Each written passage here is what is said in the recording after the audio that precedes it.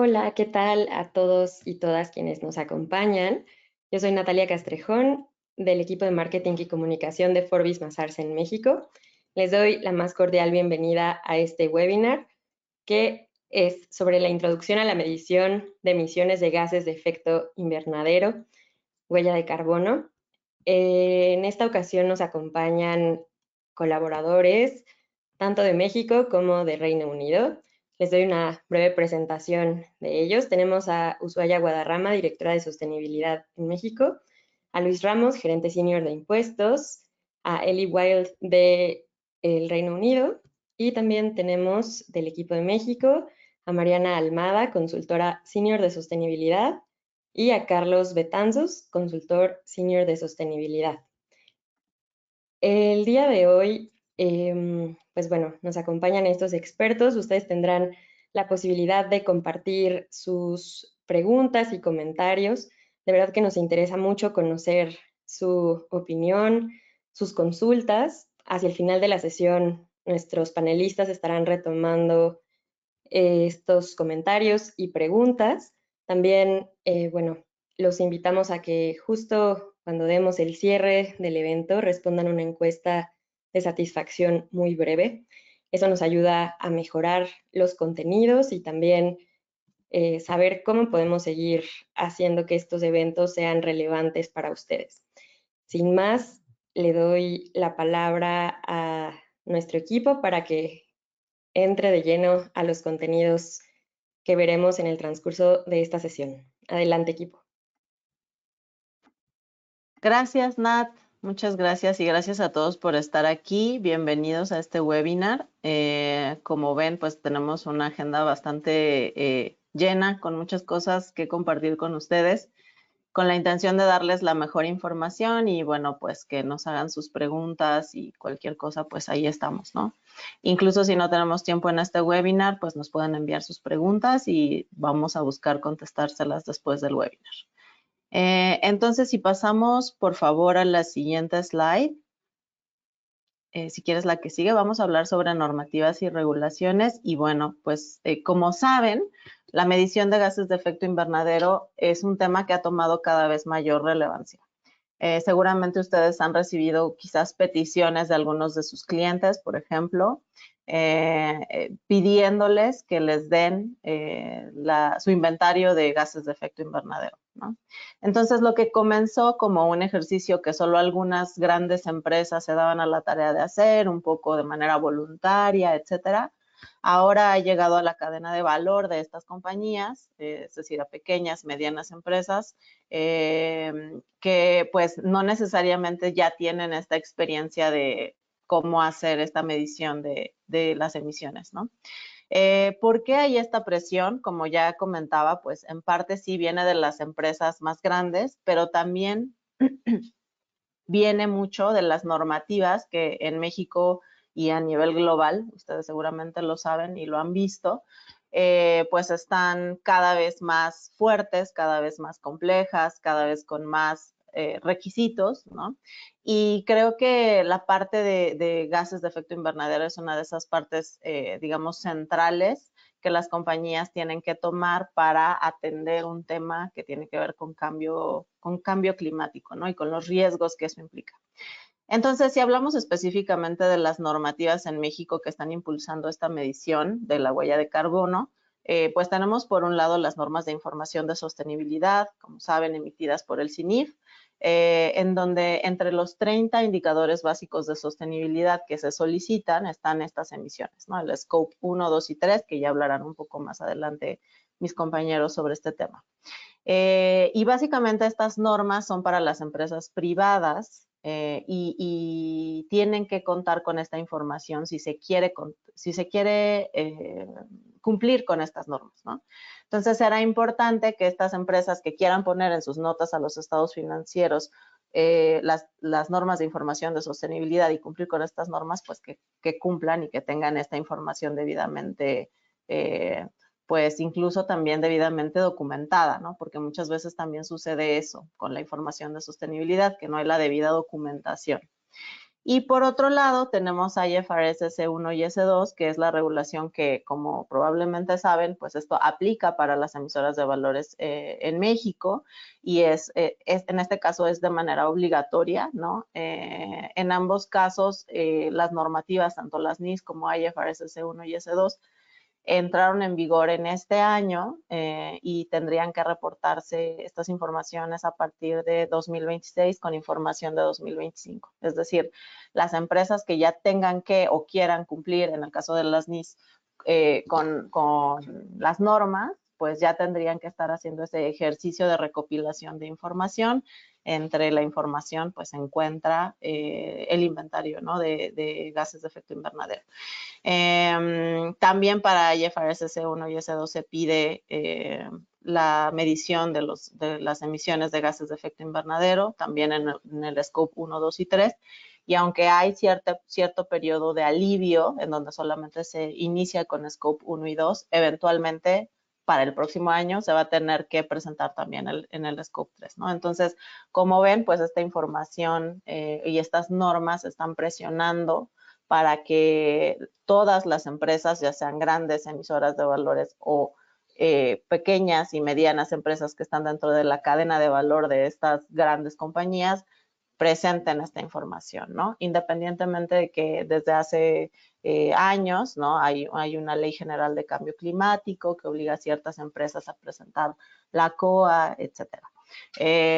Pero bueno, ahí es donde vemos que cada vez viene mayor presión, ¿no? Y bueno, por otro lado, tenemos muchos impuestos conocidos como impuestos ecológicos en varios estados, si no me equivoco, en 14. Pero bueno, de esto nos va a hablar un poco más Luis y los dejo con mi compañero. Adelante, Luis. Muchas gracias, Susi. Muchas gracias a todos. Buenos días. Es un placer estar con ustedes platicando sobre este tema importante en la agenda ambiental y fiscal, que es el tema de la medición de emisiones de gases de efecto invernadero y cómo se relaciona esto con los impuestos ecológicos, ¿no? Entonces, realmente la intención de este webinar es cómo medir estos gases invernadero para que en su momento, cuando lleguemos a una etapa final de un cálculo de impuestos ecológicos en cada estado, sepamos de dónde tomar esta base, ¿no? Y bueno, pues como manera de preámbulo, bueno, pues sabemos que la sostenibilidad es un pilar fundamental para la estrategia empresarial y gubernamental de las empresas, ¿no? Y cada vez hay más estados de la República que están implementando más impuestos ecológicos, ¿no? Y sobre esto, pues es importante que las compañías sepan cómo medir estos efectos invernadero en sus procesos productivos, ya que esto va a derivar un impacto en el cálculo del impuesto hacia los estados correspondientes y a su vez también un impacto económico en el flujo de caja de las compañías, ¿no? En ese sentido, bueno, pues la medición de la huella de carbono no solamente nos ayuda a entender nuestro impacto ambiental, sino que también nos ayuda a determinar una buena base gravable para determinar unos buenos impuestos ecológicos, ¿no? Si no entendemos cómo es que se miden las mediciones de huella de carbono, no podemos implementar o no podemos aplicar el cálculo de los impuestos para un correcto entero ante las autoridades estatales, ¿no? Y bueno, para pasar un poco más en concreto respecto a los impuestos ecológicos, ¿qué es lo que regulan estos impuestos en cada estado, no? Nos regresamos a la anterior, por favor. ¿Qué es lo que regula? Bueno, lo que regula principalmente son ciertas aristas. Es la extracción de materiales, las emisiones de atmósfera de CO2, el suelo y el subsuelo, el agua y los residuos, ¿no? Básicamente, si ustedes se ponen a revisar las leyes estatales de cada uno de los estados que más adelante voy a mencionar, ustedes van a encontrar que cada una de esas regulaciones regula cada uno de estos contaminantes, por así llamarlo, ¿no? Entonces, en ese sentido es importante que la información que nos emana ESG juega un papel muy importante y es clave, ya que esta información nos proporciona insumos técnicos y sociales para la creación de los impuestos ecológicos, ¿no? La que sigue, por favor. Y bueno, ¿cómo es que se relaciona el tema de sostenibilidad con el tema de impuestos ecológicos? Básicamente lo que están haciendo los estados de la República es tomar información, ¿no? Que se reporta a través de esos reportes COA, que es las cédulas de operación anuales, donde estas compañías que tienen grandes emisiones de contaminantes tienen la obligación de reportar sus emisiones con respecto a las mediciones que les acabo de mencionar anteriormente, ¿no? Entonces, lo que está haciendo la autoridad es básicamente es de lo que tú me estás reportando anualmente, yo voy a determinar si realmente estás determinando bien los impuestos ecológicos con base en los lineamientos que están en las leyes correspondientes, ¿no? Entonces, ¿qué es lo que te mide este reporte COA? No, pues lo que te mide es la medición de la contaminación generada, pues determina las bases graduables de los impuestos ecológicos y fiscaliza y verifica el cumplimiento de las obligaciones fiscales y ambientales, ¿no? Entonces, si se dan cuenta, no podemos calcular o no podemos determinar un impuesto ecológico sin entender de dónde se originan nuestros contaminantes en nuestro proceso productivo como empresas. ¿Ok? La que sigue, por favor. Y bueno, para que se den un tema, un preámbulo de cuántos estados hay en la República que ya tienen impuestos ecológicos, actualmente hay 12 estados de la República en los cuales ya está vigente el impuesto ecológico en las leyes hacendarias de cada estado, ¿ok? Donde en cada capitulado ustedes pueden encontrar cuál es la cuota por cada residuo que las compañías están generando en su proceso productivo y fechas de pago, ¿no? Entonces, aquí les dejo un QR, digo, si ustedes lo quieren escanear, van a encontrar una guía de impuestos ecológicos que preparamos aquí en la firma, a efectos de que algún interesado que se encuentre en alguno de los estados donde ya hay una aplicación de impuestos ecológicos, puedan ustedes ir un poco más a detalle y determinar si realmente pues, a ustedes les es aplicable esta jurisdicción, ¿no? Entonces, como conclusión que les puedo dar de impuestos ecológicos, porque realmente la intención no es dar un curso de ecológicos, pero realmente si queremos avanzar a un futuro más sostenible y cumplir con nuestras obligaciones fiscales, pues realmente debemos medir correctamente las emisiones en nuestras estrategias empresariales, ¿no? Entonces, por esta parte de impuestos ecológicos es lo que tenemos actualmente al día de hoy. Y le dejo la palabra a nuestra compañera Uzi para que entonces ahora sí nos dé todo el contexto de cómo es que debemos de medir estos efectos invernadero para llegar ahora sí al resultado final que son estos impuestos ecológicos, ¿no? Muchas gracias. Gracias, Luis. Bueno, antes de pasar a la medición, que ya estamos por llegar, me tomo 3 minutos para explicar qué es el efecto invernadero, ¿no? Básicamente, para hablar de la medición de gases de efecto invernadero, por eso queríamos tomarnos un momento para explicar qué es el efecto invernadero, ¿no? Y vamos a explicarlo de una manera sencilla. El efecto invernadero es como si tuvieran una manta invisible que cubre nuestro planeta, ¿no? Imagínense que la Tierra es como una casa con ventanas de vidrio y cuando el sol brilla, su luz y calor entran por las ventanas y calientan todo dentro de la casa.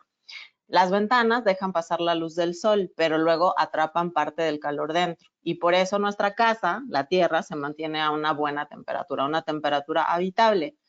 Entonces, en el planeta, pues es lo que básicamente ocurre, ¿no? El sol manda rayos de luz a la Tierra. Si quieres, puedes pasar a la siguiente, Nat.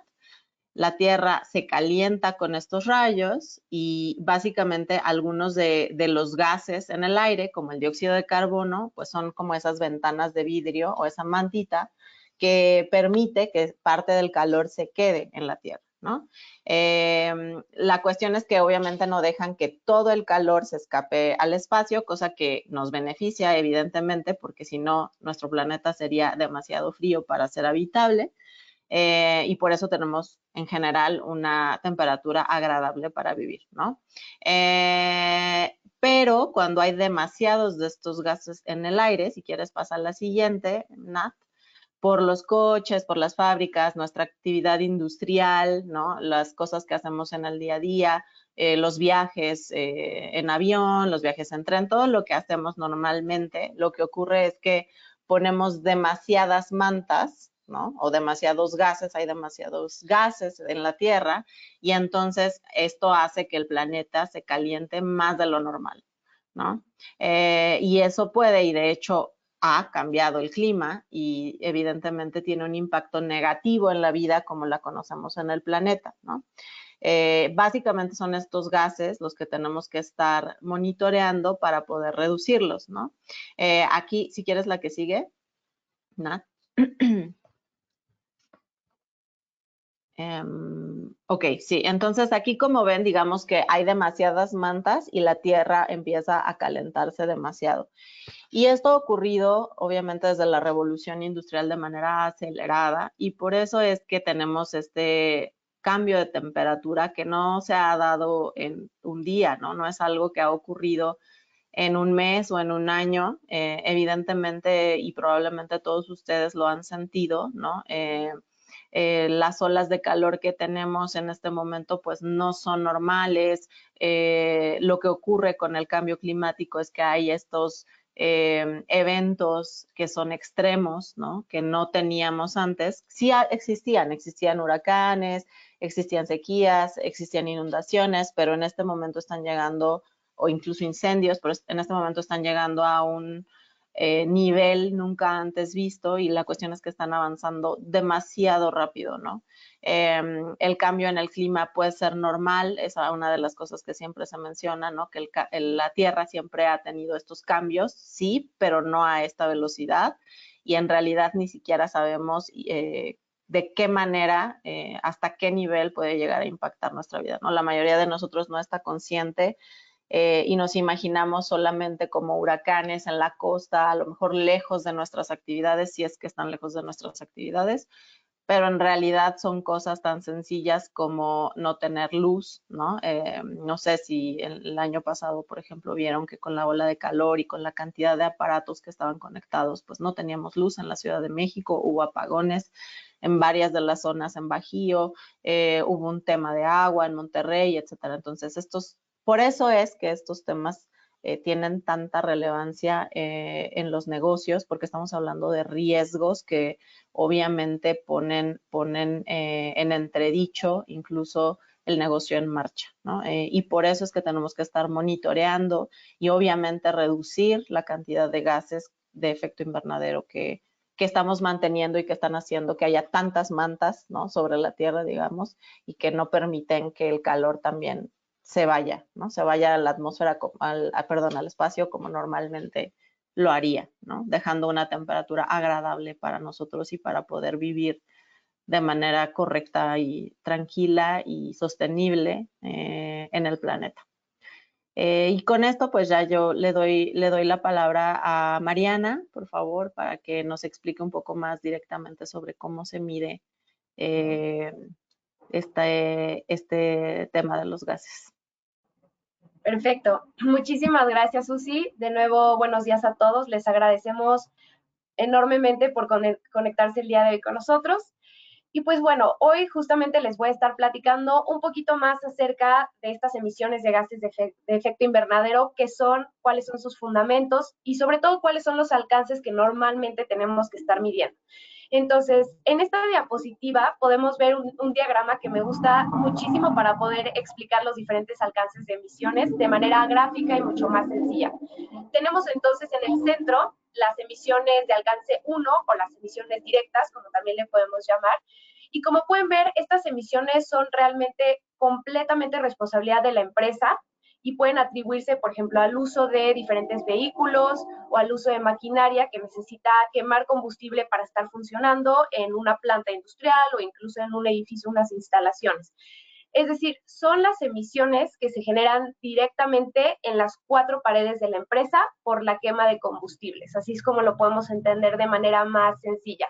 Del lado izquierdo tenemos las emisiones de alcance 2 que corresponden a las emisiones por la compra de electricidad, calor y vapor y refrigeración a un tercero. Aquí entrarían, por ejemplo, las emisiones por la compra de electricidad a CFE, que es un ejemplo que podemos ubicar todos de manera muy fácil. Por último, entonces, en este diagrama tenemos las emisiones de alcance 3, que lo podemos ver tanto del lado izquierdo como del lado derecho, y estas emisiones corresponden a la cadena de valor justo aguas arriba, o como le solemos decir, upstream, así como aguas abajo o downstream. Más adelante justo vamos a entrar al detalle de todas las diferentes categorías de actividades que van a estar generando estas emisiones de alcance 3.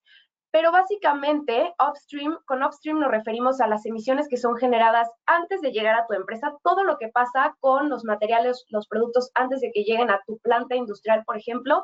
Y entonces downstream son las que son generadas una vez que sale tu producto de la puerta de tu planta en adelante.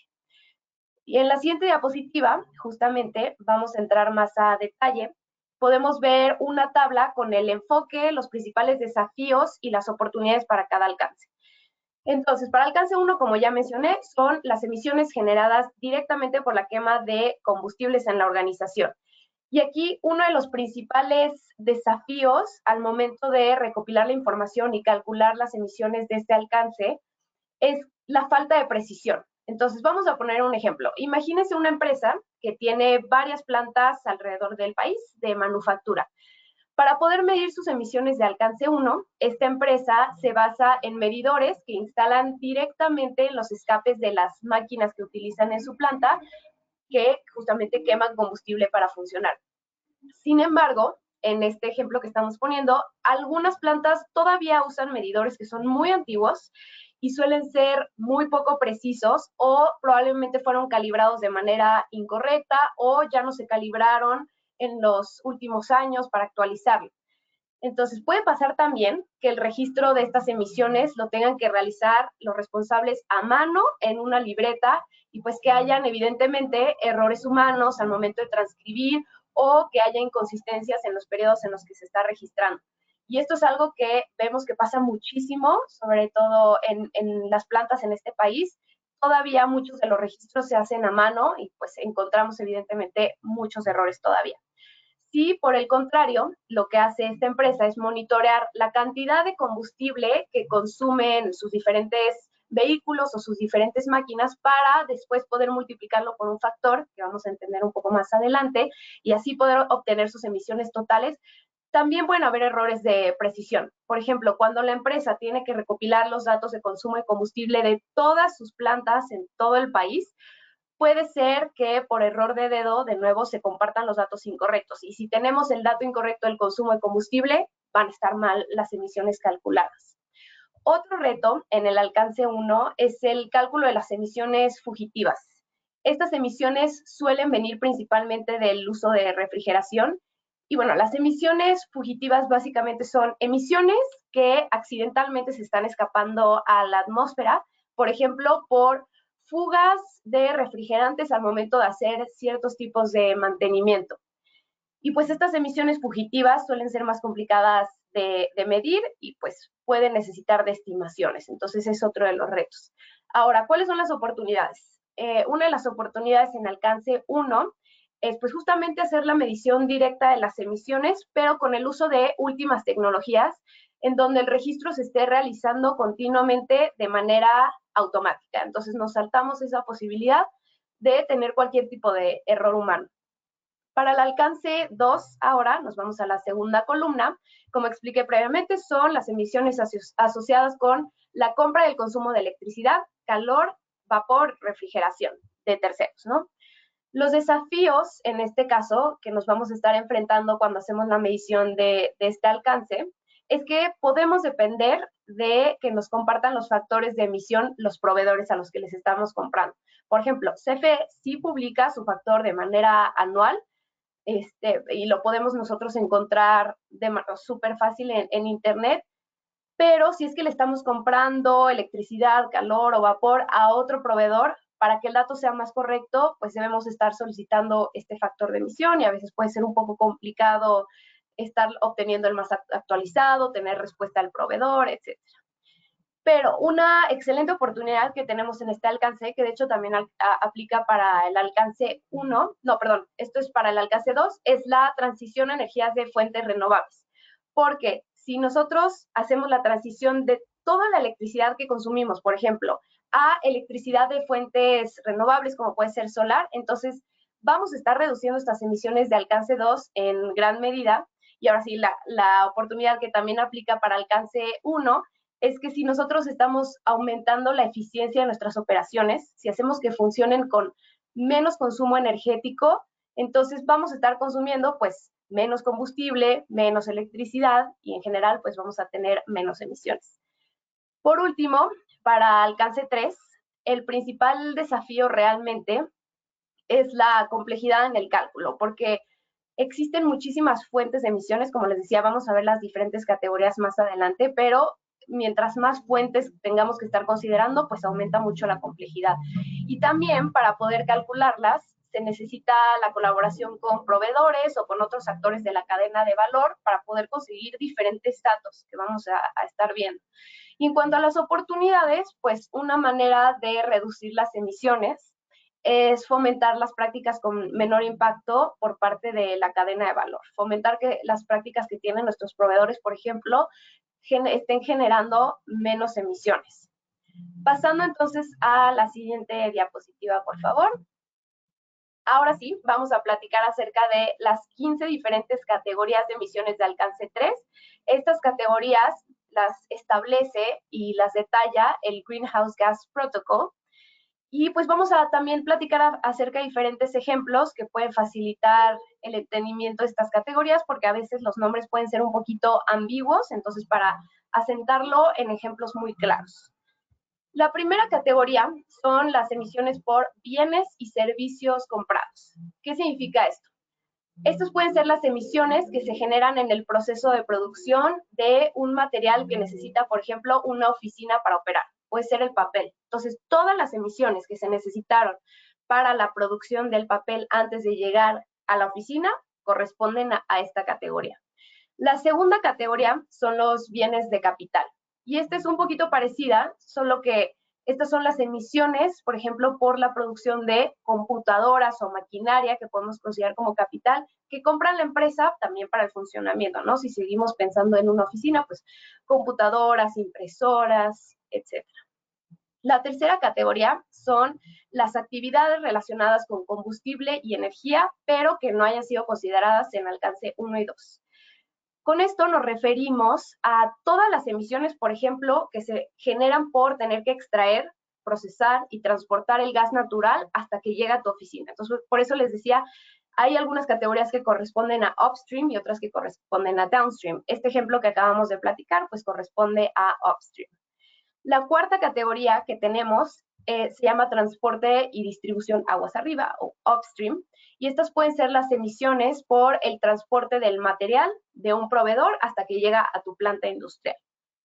La quinta categoría son residuos generados en operaciones, y esto básicamente son las emisiones por el tratamiento de los residuos que está generando tu empresa. Por ejemplo, los gases que se emiten por tener que quemar la basura que tú generaste. Eso se atribuye a la categoría 5. La categoría 6 son viajes de negocio. Esto sí es muy sencillo de entender, pero aquí es importante mencionar que considera tanto vuelos como trayectos en vehículo. La séptima categoría son desplazamientos de empleados, también muy sencillo de entender. En este caso, son las emisiones por el uso ya sea de coches privados o de transporte público que utilizan los empleados de su casa al trabajo y del trabajo a su casa. La octava categoría son activos arrendados aguas arriba. Y aquí voy a poner un ejemplo. Pueden ser las emisiones que genera un centro de datos que está rentando uno de tus proveedores que te da el servicio en la nube. Entonces, tu proveedor está rentando un centro de datos y esas emisiones del centro de datos se atribuyen acá. En la siguiente diapositiva vamos a poder ver el resto de las categorías. Perfecto, muchas gracias. Tenemos primero la categoría 9, que es transporte y distribución aguas abajo. Si recuerdan, ya habíamos visto esto mismo, pero aguas arriba. Entonces, aguas abajo son las emisiones, por ejemplo, del transporte y distribución de tus productos una vez que sale de tu planta de producción, por ejemplo, hasta el punto de venta. Si es un supermercado, desde que sale de tu planta, todo lo que pasa hasta el supermercado. Luego tenemos la categoría 10, que es el procesamiento de productos vendidos. Y estas pueden ser, por ejemplo, si tú tienes un producto, tu planta genera un producto, pero este producto no es un producto final, sino que una empresa lo va a comprar, lo va a procesar, lo va a modificar para su venta final. Esas emisiones de ese procesamiento y modificación adicional que necesitó son las emisiones que van en esta categoría. Luego tenemos la 11, de uso de productos vendidos, y aquí hay un ejemplo muy fácil. por ejemplo, si tú eres un fabricante de lavadoras y entonces tu cliente pues compra una lavadora y lo conecta a la electricidad en su casa y lo utiliza, las emisiones que se emitieron, vale la redundancia, por estar utilizando esa lavadora, pues son las que se atribuyen acá. Tenemos la 12 también, que es el tratamiento de residuos de productos vendidos. Como recuerdan, ya vimos una de residuos, pero eran los propios residuos de la empresa. Aquí, por ejemplo, son las emisiones de tratar tu producto ya que se convirtió en basura cuando termina la vida útil. Si de nuevo este producto ya siendo basura se quema, perdón, entonces estas emisiones por la quema son los que vamos a estar considerando para esta categoría.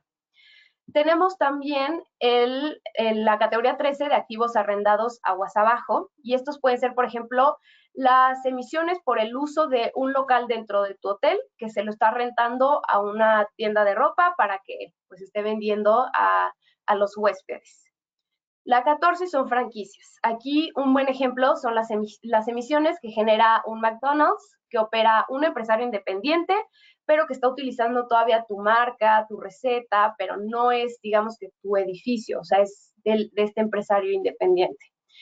Y la última son las emisiones por inversiones, que también es mucho más fácil de entender y son todas las emisiones que están generando los proyectos o las empresas en las que estás invirtiendo. Y es importante sí mencionar que no necesariamente todas las empresas van a tener todas estas categorías de alcance 3 y cada empresa tiene que determinar cuáles categorías son realmente relevantes para el caso específico y son estas las más representativas, las que se tienen que estar reportando. En la siguiente diapositiva, por favor, podemos ver una gráfica con los 3 alcances de emisiones que hemos platicado para diferentes industrias. Entonces, a mí me parece muy interesante ver cómo, por ejemplo, para la industria del cemento y el acero, hay una mayor cantidad de emisiones directamente de alcance 1, que es la barra en color azul claro que podemos ver, mientras que realmente para el resto de los ejemplos que tenemos aquí, muestran una proporción mucho más significativa de alcance 3. Y realmente sí es en la mayoría de los casos de lo que nosotros hemos visto que las emisiones de alcance 3 son las que tienen una mayor representatividad y normalmente suelen ser las emisiones de alcance 3 las que todavía no están midiendo algunas empresas, por lo que comentaba hace unas diapositivas que es muchísimo más complejo que simplemente considerar cuánta electricidad compraste, cuánta gasolina compraste y multiplicarla por un factor, ¿no? En este caso, las emisiones de alcance 3, se tiene que hacer el análisis de representatividad para ver cuáles categorías voy a elegir y entonces poder empezar a pedir los datos de, por ejemplo, si se hacen viajes de negocios, pedirle a la aerolínea que nos compartan los datos específicos y poder ya hacer la multiplicación por los factores correspondientes. Entonces es mucho más complicado, pero como podemos ver es muy importante sí medirlas porque pues es un porcentaje altísimo de las emisiones que suelen tener las empresas. Entonces vamos a ver un poco más el detalle de cómo calcular estas emisiones y adelante Charlie, te cedo la palabra. Muchas gracias, Mar. Pues muchas gracias igual por tomarse el tiempo de atender este webinar. En esta sección les estaremos platicando acerca de la metodología para cuantificar la huella de carbono y veremos un ejemplo práctico. Entonces, como podemos ver en esta diapositiva, la metodología para cuantificar la huella de carbono considera 5 principales pasos. El primero es identificar todas nuestras fuentes de emisión, tanto alcance 1, alcance 2 y alcance 3, que son las cosas que explicó Mar. Posteriormente, tenemos que seleccionar el método de cálculo, ya sea cálculo directo, cálculo estequiométrico o mediante estimaciones. Igual como comentó Mar, el tema de refrigerantes, a veces vamos a tener que estimar. El tercer paso es la recopilación de datos y factores de emisión, que ahorita veremos en el ejemplo cómo lo hacemos. Y el cuarto paso es el cálculo de emisiones, donde multiplicaremos los datos de estas actividades por su respectivo factor de emisión.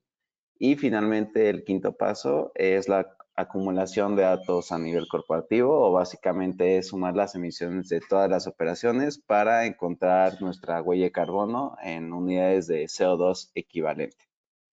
Entonces, en la siguiente diapositiva vamos a ver esta metodología de manera más secuencial.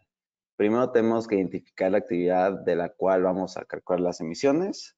Luego vamos a recopilar la información, que en este caso son los factores de emisión y poderes caloríficos para encontrar las toneladas de emisiones de los diferentes gases de efecto invernadero que queremos calcular.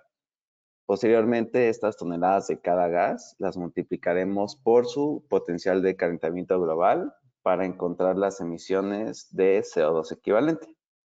Entonces, en la siguiente diapositiva vamos a pasar ya al ejercicio práctico, donde vamos a suponer que queremos calcular las emisiones de alcance 1 de una empresa que consume 100,000 litros de gasolina en transporte, considerando la emisión de 3 gases de efecto invernadero, que van a ser el dióxido de carbono o CO2, el metano, CH4, el óxido nitroso, N2O, y finalmente vamos a encontrar la huella total de esta actividad en unidades de CO2 equivalente. Entonces, lo primero que tenemos que hacer es identificar nuestros datos iniciales y en qué unidades están.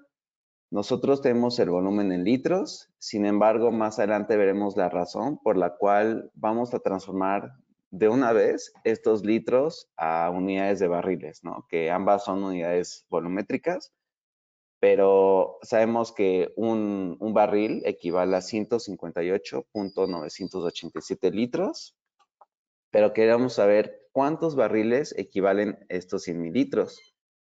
Entonces, pasando a la siguiente diapositiva, esto lo podemos encontrar fácilmente mediante una regla de 3 o sacando el recíproco de a cuántos barriles equivale un litro.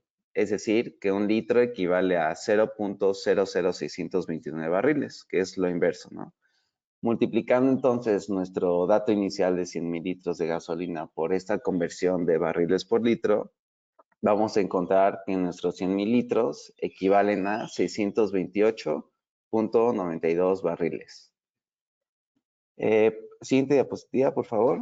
Ya que tenemos nuestras unidades en barriles, lo que haremos es utilizar el poder calorífico. El poder calorífico es una propiedad que tienen los combustibles de generar calor en forma, bueno, energía en forma de calor al ser quemados. Entonces, cada combustible tiene un poder calorífico diferente y se expresan en unidades de energía sobre volumen, ¿no? Que en este caso tenemos nosotros que el poder calorífico de la gasolina es de 5,613 megajoule por barril. Es por esta razón que al principio transformamos los litros a barriles, porque nuestro poder calorífico está en esas unidades, pero por eso es muy importante ver las unidades al principio y hacer las transformaciones, las conversiones correspondientes. Entonces, si multiplicamos nuestro volumen de barriles por el poder calorífico de la gasolina, vamos a encontrar que estos 100,000 litros generan un total de 3,530,477.3 megajoules. Ahora, pasando a la siguiente diapositiva, ya que tenemos esta energía generada por los 100,000 litros de gasolina, vamos a utilizar los factores de emisión de los 3 gases de efecto invernadero que queremos calcular, que son el CO2, el metano y el óxido nitroso. Cada uno de estos gases tiene un factor de emisión diferente en toneladas por megajoule. Entonces, como ya tenemos el megajoule, lo que haremos es multiplicar estos factores de emisión por las toneladas, en toneladas por megajoule. Entonces, posteriormente, ya que tenemos estas toneladas de cada gas de efecto invernadero, vamos a multiplicarlos por su respectivo potencial de calentamiento global para encontrar todo en unidades de CO2 equivalente.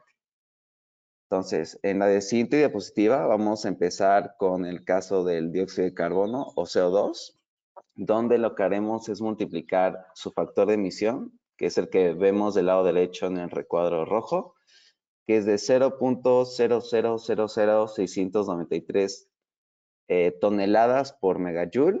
Este factor lo vamos a multiplicar por nuestra energía en megajoule, que ya encontramos que son los 3,530,000 megajoules. Y al hacer esta multiplicación, vamos a obtener un resultado de 244.66 toneladas de CO2.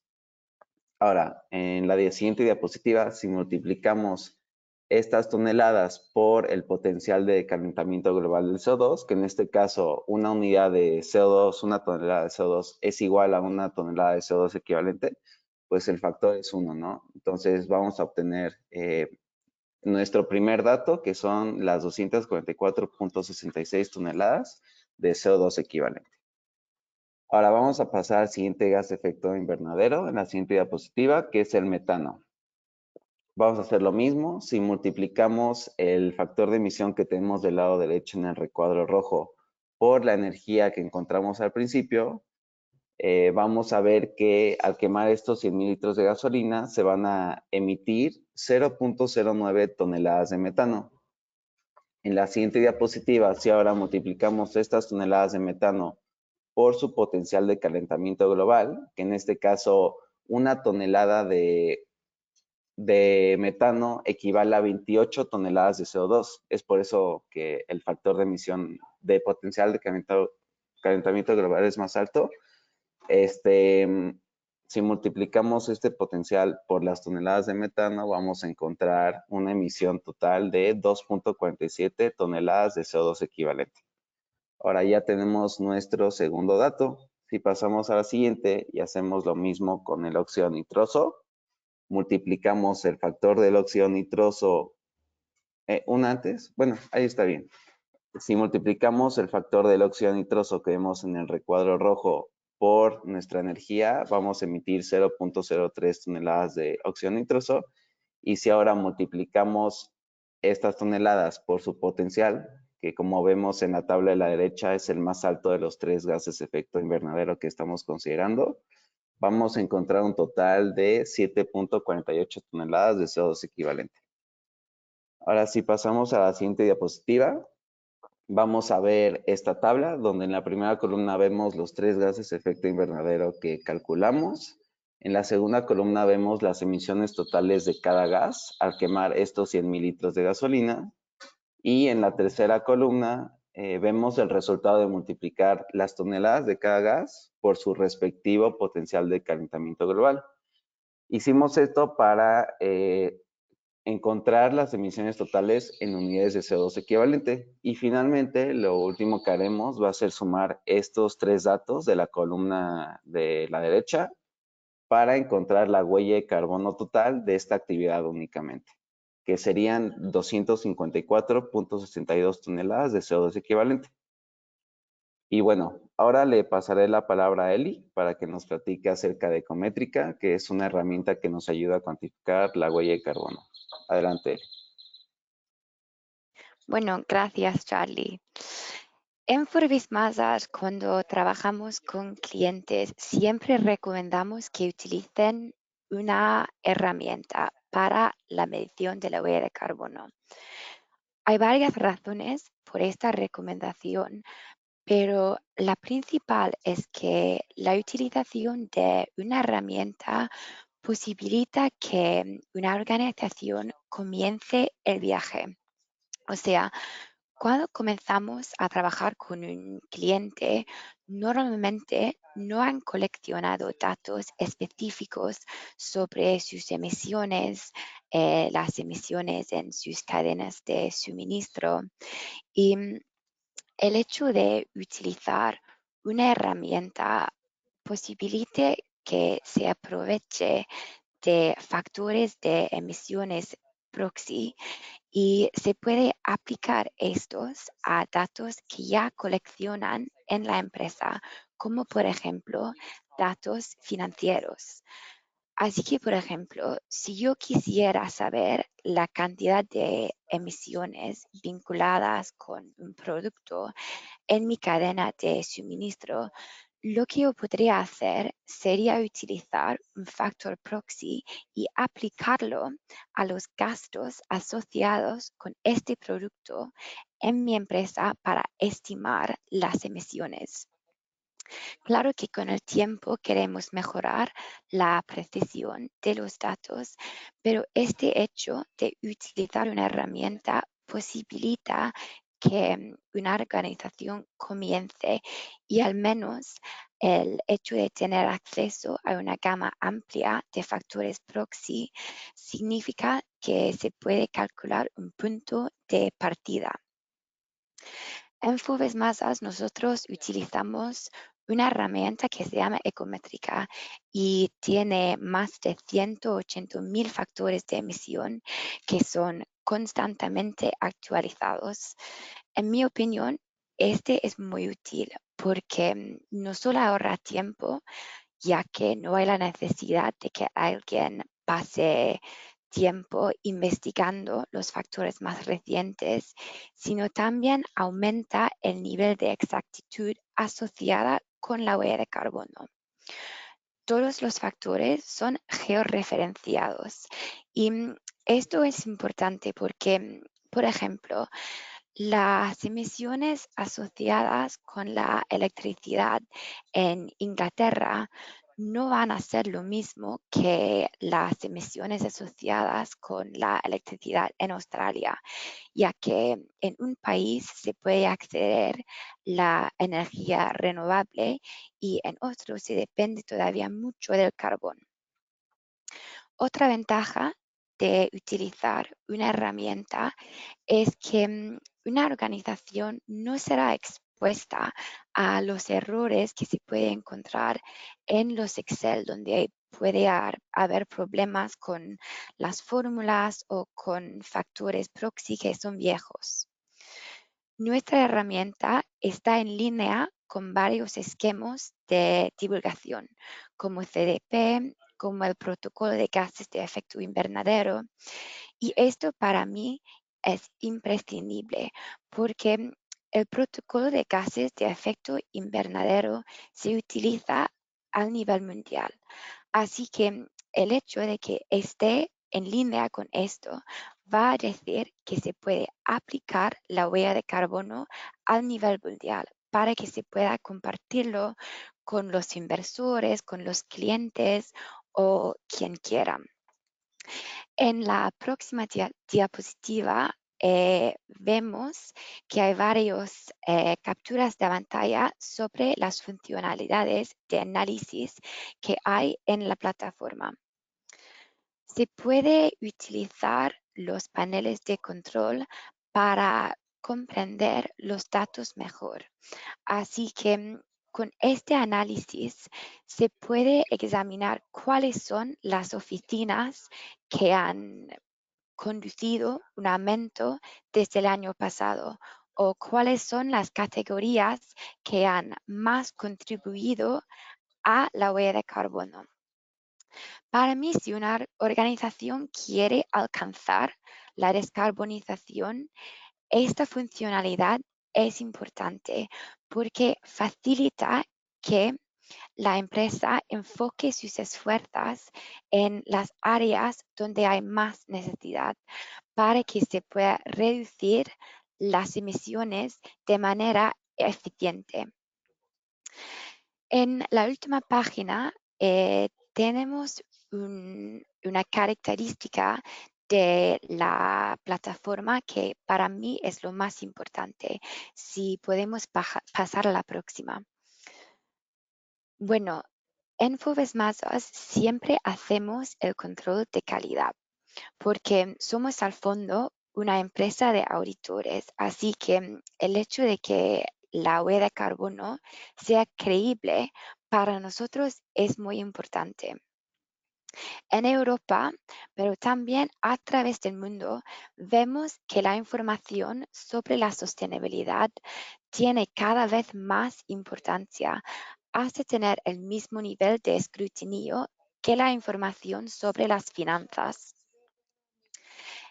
Con este viene el tema de la auditoría y la utilización de una herramienta facilita mucho este proceso porque podemos dar acceso al auditor a la plataforma para que pueda ver todo el proceso de la calculación de la huella de carbono. En las capturas de pantalla se puede ver que hay la opción de añadir evidencias en la plataforma para comprobar los datos que se han ingresado.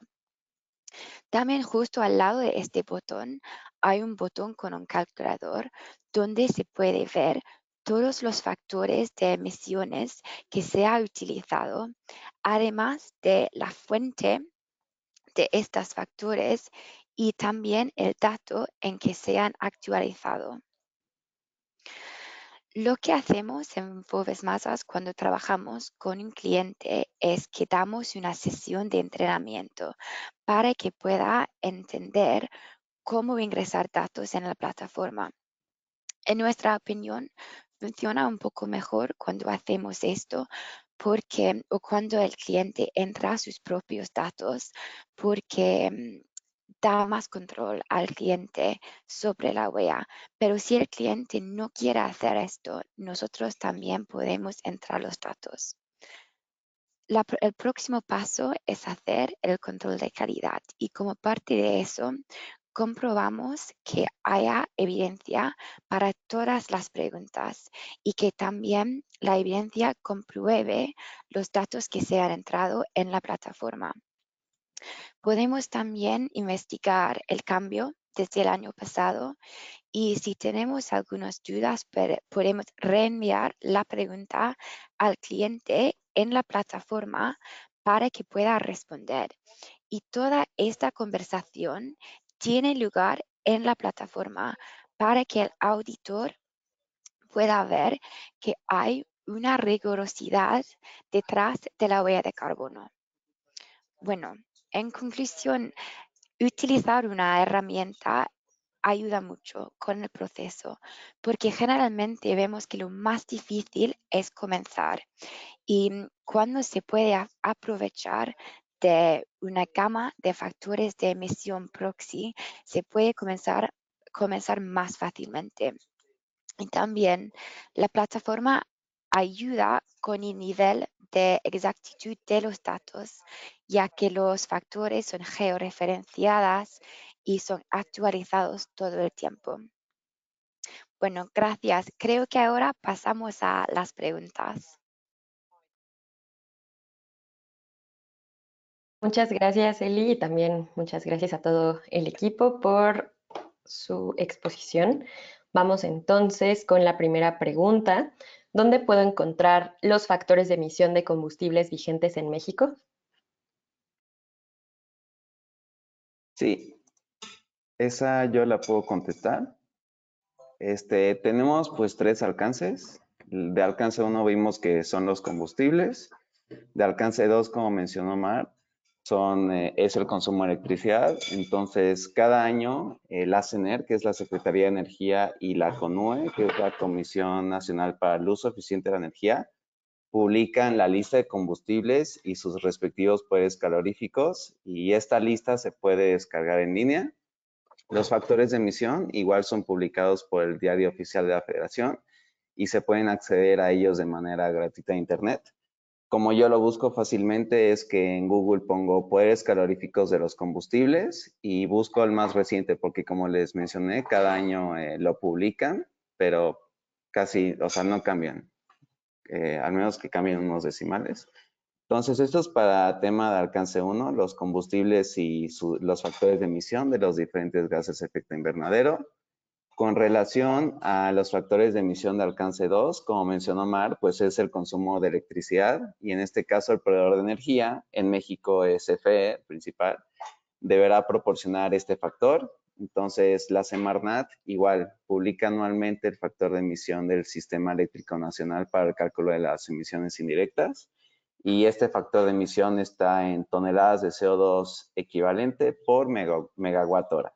Entonces, simplemente se multiplica el consumo anual en megawatt hora y se obtienen las toneladas de CO2 equivalentes de alcance 2. Igual en Google se puede buscar como factor de emisión CFE 2024 y ahí va a aparecer el link. Para el tema de alcance 3, un documento que nos ayuda mucho es un Excel que publicó el gobierno de Reino Unido con una hoja de cálculo y en esa hoja de cálculo vienen un buen de pestañas con factores de emisión para todas las categorías de alcance 3 del GHG Protocol y también se puede encontrar públicamente.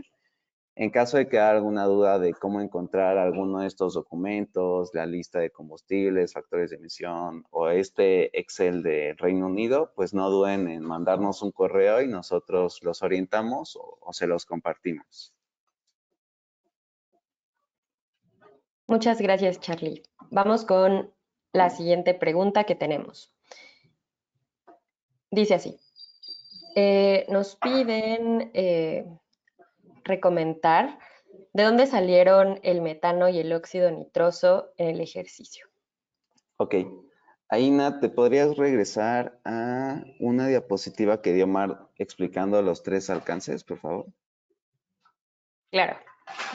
En breve la comparto.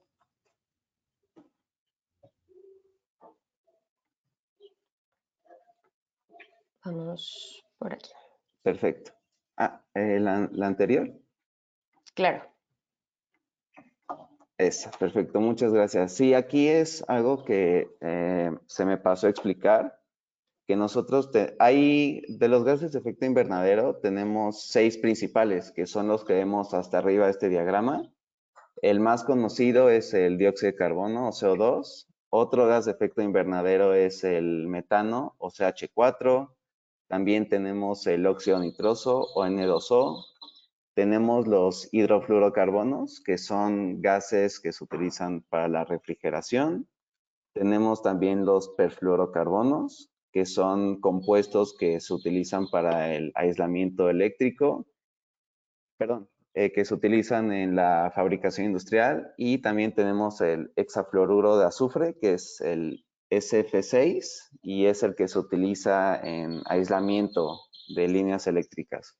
Entonces, estos son los principales de efecto invernadero y cada uno de estos gases tiene diferente factor de emisión. Entonces, para el ejercicio práctico que hicimos después, consideramos únicamente 3 de estos gases, que fueron el CO2, el CH4 y el N2O. Entonces, sí fue algo que se nos pasó a explicar de cuáles son los principales y que utilizamos 3 para el ejercicio práctico. Muchas gracias. Tenemos más preguntas. Vamos con la siguiente. Solo un momento, por favor. La siguiente pregunta es esta. ¿Se pueden seleccionar las categorías del Scope 3 o se tienen que reportar todas? Hola Nat, si quieres, yo tomo esa pregunta que estuve platicando sobre el alcance 3. Es una muy buena pregunta y realmente, como les comentaba, puede ser que no todos las diferentes categorías del alcance 3 le apliquen a todas las empresas, pero el Greenhouse Gas Protocol, que es este protocolo que nos da la metodología para entender cómo medir los diferentes alcances y entender algunas excepciones y casos muy específicos, sí nos dice que hay 6 criterios clave que hay que considerar para poder hacer este análisis de relevancia de las categorías. Entonces, se los voy a platicar muy breve. El primero es el tamaño, le dicen así al criterio tamaño, que básicamente lo que hay que hacer es analizar qué tanto está contribuyendo cada una de las categorías a nuestras emisiones. Hay categorías que van a tener emisiones muy altas, otras que van a tener emisiones más bajas. Por ejemplo, para un fabricante de automóviles, pues es muy evidente que la categoría 11, que es el uso de productos vendidos, pues va a representar un alto porcentaje de sus emisiones de alcance 3, porque pues son todas las emisiones de estar utilizando estos vehículos. Por lo que en este caso, pues sí sería muy relevante para este ejemplo que estamos diciendo, calcular y reportar esta categoría. El segundo criterio es el criterio de influencia. Esto significa que la empresa tiene que analizar si va a poder estar implementando diferentes estrategias de reducción de emisiones para cada una de las categorías. Entonces, por ejemplo, si una empresa puede trabajar con sus diferentes proveedores clave para estar reduciendo las emisiones del transporte, por decir algo, upstream, entonces, como la empresa sabe que sí puede tener una influencia, digamos, como se llama la categoría, en estas emisiones, entonces sí debería estar reportando en este caso la categoría 4, que es de transporte y distribución upstream. La tercera o el tercer criterio que hay que considerar se llama el criterio de riesgo. y en este caso hay que considerar si la categoría va a estar exponiendo a la empresa a riesgos relacionados con el clima, con el cambio climático.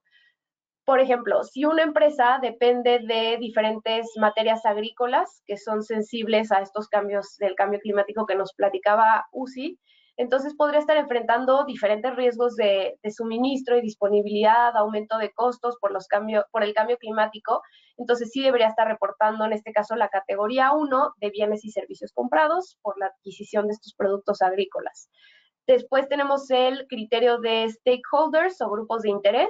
Y aquí es muy importante hacer un análisis para identificar para nuestros grupos de interés cuáles son las categorías más importantes o cuáles son las categorías críticas o de mayor interés. Por ejemplo, unos inversionistas pueden estar exigiendo, por alguna razón, mayor transparencia sobre las emisiones de transporte y distribución para una empresa, y entonces la empresa, en este caso, va a tener que estar reportando específicamente las categorías 4 y 9, que son justamente las que corresponden a transporte y distribución. El siguiente criterio es outsourcing, y aquí lo que hay que considerar es si la empresa tiene algunas actividades externalizadas, es decir, que no los hacen de manera interna en la empresa.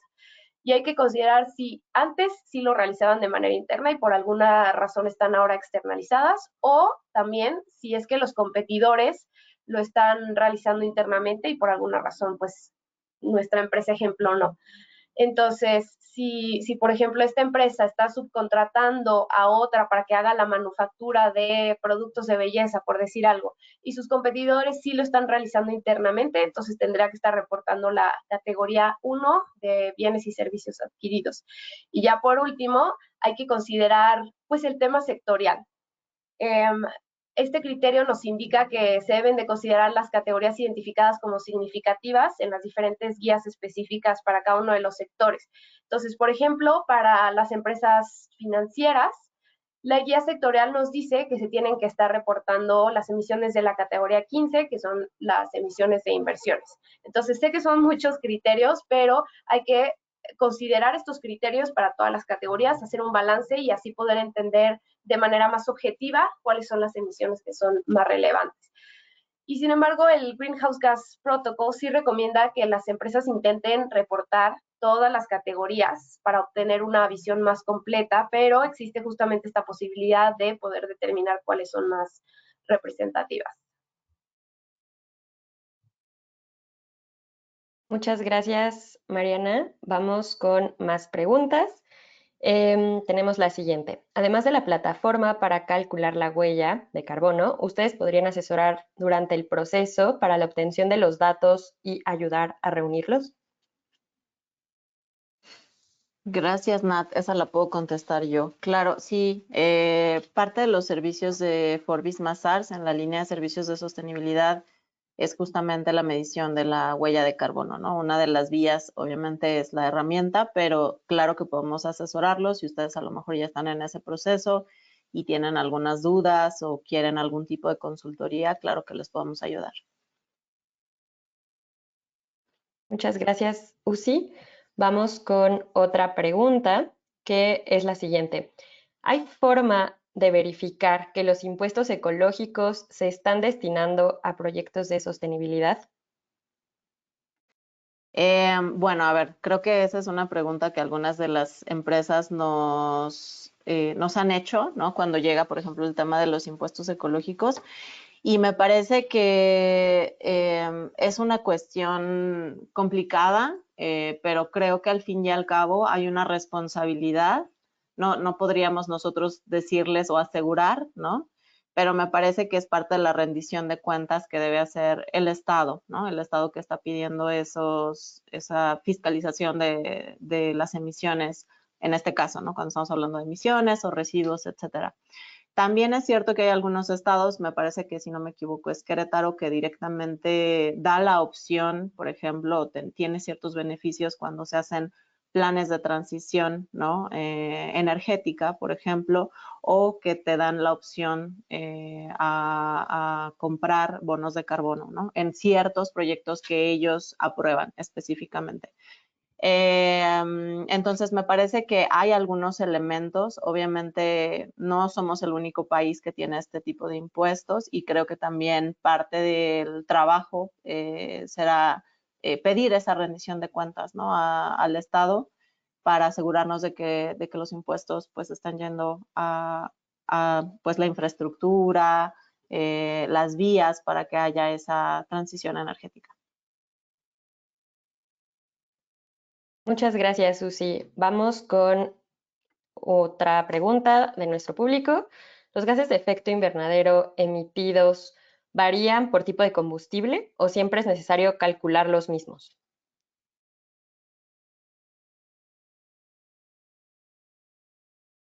Si quieres, Nat, yo...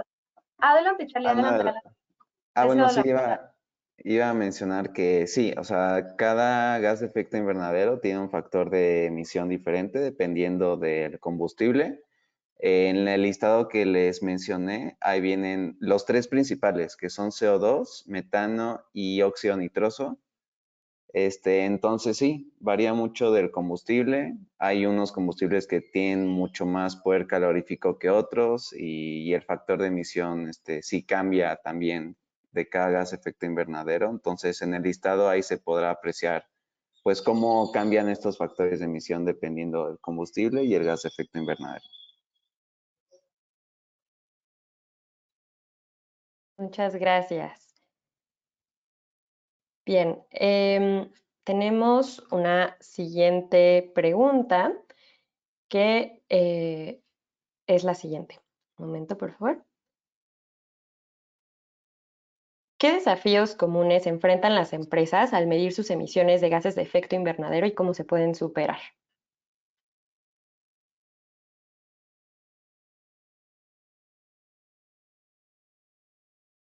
Si quieres, ahora sí tomo esa, Jonat, si les parece bien.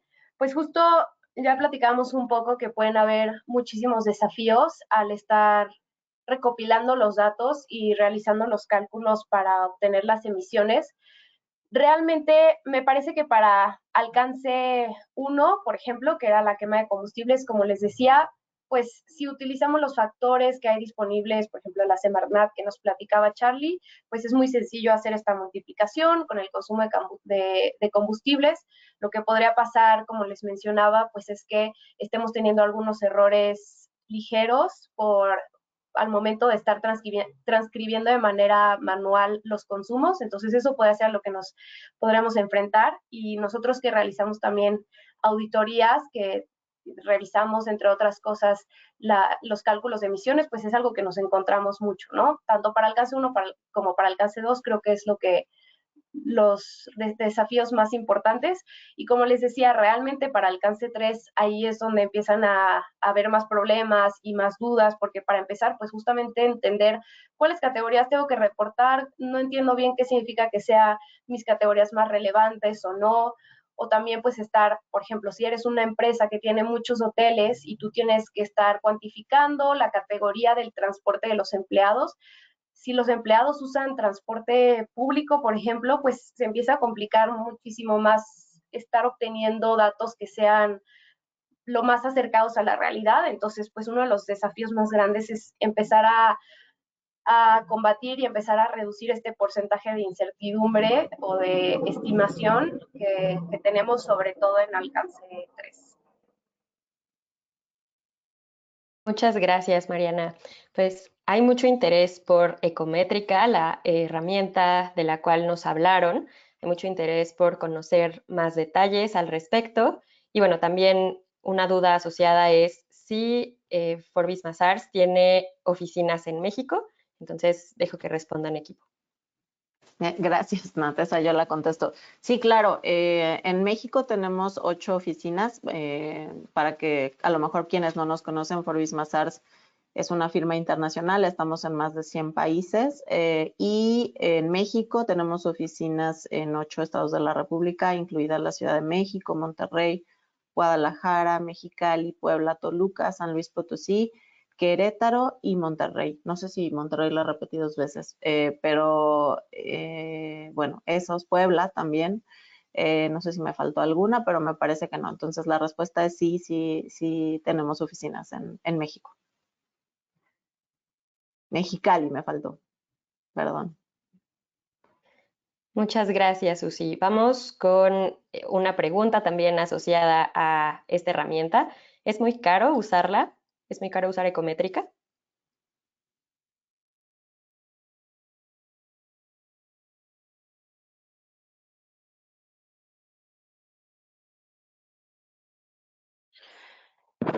Yo puedo contestar esto.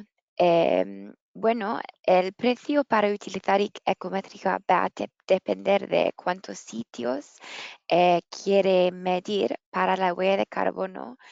Hay una tarifa para la utilización de la plataforma y se paga más para cada sitio, pero no es muy caro. No puedo dar la tarifa ahora porque depende de la ubicación. Diferentes ubicaciones del mundo tienen diferentes precios, pero recomendaría que si estás interesada, que te pones en contacto con un miembro del equipo y podemos dar más detalles sobre el precio. Pero de hecho, una cosa que para mí es bueno sobre Ecométrica es que es más barato que muchas herramientas que están en el mercado. Muchas gracias, Eli. Tenemos una aportación de parte del público muy interesante que en breve les compartiré y es el siguiente. Concentrar las mediciones en un one page con visibilidad a la alta dirección de manera periódica es un gran paso de éxito para esta gestión, haciendo énfasis en el cuidado de los trabajadores, medio ambiente y, por supuesto, la imagen reputacional de la empresa. Este elemento debe ser parte fundamental del reporte anual de sostenibilidad. No sé, equipo, si quieren complementar este aporte, comentarlo.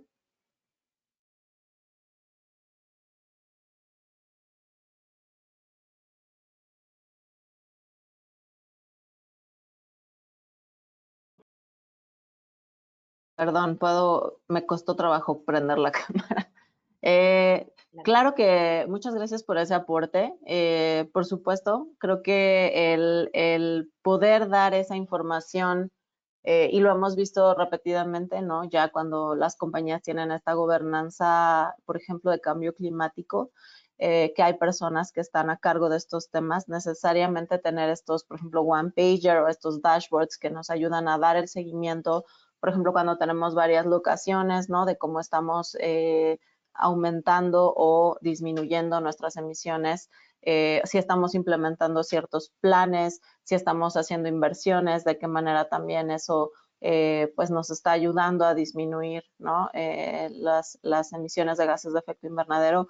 Es de gran relevancia, es una práctica, es una excelente práctica, obviamente, y nos permite realmente poder darle ese seguimiento, ¿no? Y en ese sentido, por eso también es bueno tener este tipo de herramientas, ¿no? Como Ecométrica, para poder dar ese seguimiento a, pues sí, a las emisiones y entre otras cosas, ¿no? Se puede dar con muchos otros sistemas, estamos hablando específicamente de la parte de emisiones, pero seguramente saben y conocen que cada vez hay más herramientas tecnológicas para poder gestionar los datos de sostenibilidad, porque pues como estamos aumentando ese nivel de calidad de la información y que ya esperamos que esta información pues sea auditable, no verificable, comparable año con año, que tenga esa trazabilidad, ¿no? Por ejemplo, en Ecométrica, que por cierto es algo que no hemos comentado, pero nosotros mismos en Forbis Mazars la ocupamos para medir nuestra huella de carbono internamente, lo hacemos desde hace 3 años con esta herramienta. Entonces, pues nos permite ver, por ejemplo, el grado de incertidumbre de cada factor, si hay estimaciones, cómo se están haciendo estas estimaciones, cuando hablamos de proxy, qué proxies estamos utilizando, etcétera. Entonces, tenemos este registro por cada una de nuestras categorías, ¿no? Entonces, la verdad es que tener toda esa información a la mano, evidentemente nos permite gestionar adecuadamente pues esos riesgos y esas oportunidades que estamos teniendo derivadas de la huella de carbono. Muchas gracias, Susi. Continuamos con preguntas, hay mucho interés. Entonces, ¿qué papel juegan las energías renovables en la reducción de la huella de carbono? Sí, yo puedo contestar esta pregunta. Las energías renovables juegan un papel muy importante porque, como vimos, las emisiones de alcance 2 o indirectas por el consumo de electricidad, pues representan un porcentaje de la huella de carbono. Y si nosotros consumimos energía del CFE, pues sabemos que esta energía no es limpia, ¿no? Que utilizan termoeléctricas, cogeneración para producirla y hay un factor de emisión asociado. Entonces, las energías renovables, por ejemplo, la solar o la eólica, pues son limpias porque su factor de emisión es mínimo, ¿no? Es muy cercano a cero, entonces juegan un rol muy importante para reducir justamente estas emisiones de alcance 2. Gracias, Charlie. Vamos con otra pregunta. ¿Cómo se pueden usar los resultados de la medición de la huella de carbono para mejorar la sostenibilidad de una empresa? Gracias, Nat. Bueno, primero quiero agradecer a todos por las preguntas y los comentarios que hemos estado recibiendo. Agradecemos mucho el interés. Y esta pregunta me parece muy relevante. Creo que es algo muy bueno para empezar a cerrar esta sesión. Pues realmente es muy importante entender y poder mapear las emisiones que estamos generando en todas las organizaciones por diferentes razones.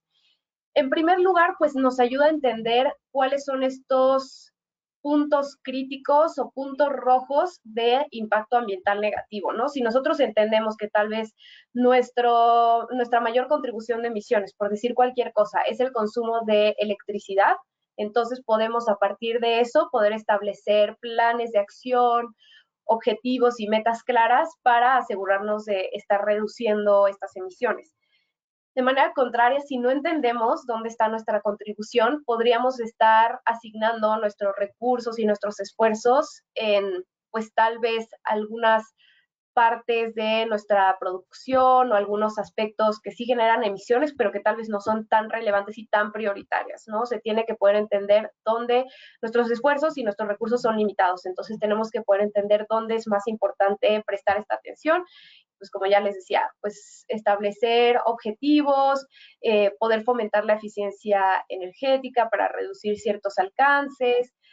Por ejemplo, regresando a lo que mencionaba Charlie, si vemos que el alcance 2 es nuestra mayor preocupación, pues ver cómo podemos empezar a conseguir fuentes renovables para nuestro consumo de electricidad y pues sobre todo para poder ser más transparentes con el impacto que tienen las empresas y poder estar reportando esta información a nuestros grupos de interés. Muchas gracias, Mariana. De momento no tenemos más preguntas o comentarios. Solo me queda invitar al público que nos acompaña a seguirnos en nuestras redes sociales, estar pendientes de nuestros próximos webinars de sostenibilidad y también de otros temas y aspectos en los que nos especializamos. Aquí pueden encontrar el correo de nuestros colaboradores y también nuestro correo de contacto general en México, contacto.mx@forbismazars.com. Antes de despedirnos, pues muchísimas gracias por acompañarnos, por estar al pendiente.